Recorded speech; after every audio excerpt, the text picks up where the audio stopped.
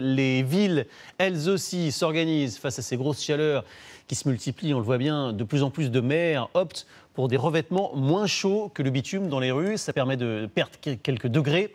Mais ce n'est pas la seule méthode, bien sûr. Il y a aussi des solutions plus traditionnelles. Regardez 2 exemples dans le Var avec Alison Tassin et Alice Chaumy. Il est 10h30 et on atteint déjà 46 degrés sur le bitume. Des températures extrêmes, même en pleine matinée. Pour quantifier la chaleur, le maire de cette commune du Var a fait appel à un cabinet d'experts.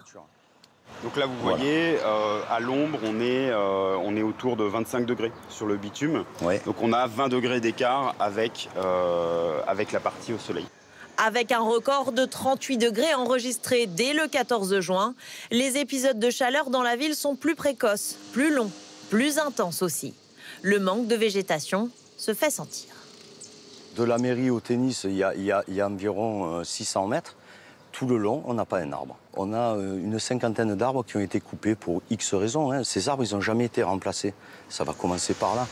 Et pour agir au plus vite, on va voir ce chantier, ce que ça donne. La municipalité de Cuers a substitué certains matériaux. Ici, exit le bitume sur les trottoirs, place aux surfaces végétales. Vous avez entre 10 et 15 degrés d'écart pour le même ensoleillement entre l'enrobé précédent qui était un enrobé noir et cet enrobé-là qui est un enrobé de couleur ocre. Une solution 30 à 40% plus coûteuse. À quelques kilomètres de là, le Canet-des-Maures est une commune plus fraîche, car plus verte. La transition entamée il y a 10 ans se poursuit.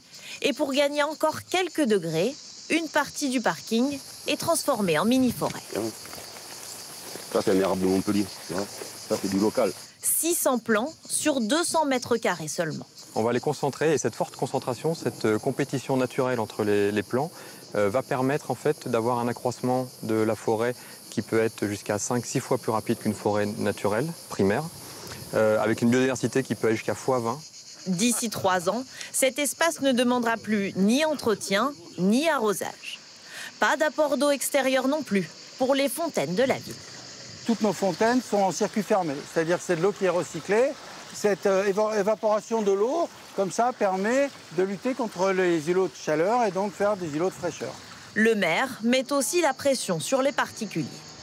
Au lieu d'avoir une haie en plastique, avec des bâches ridicules et horribles, on les oblige à planter, à participer au verdissement global de la ville. Une obligation désormais inscrite dans le plan local d'urbanisme pour que le maintien de la fraîcheur soit l'affaire de tous.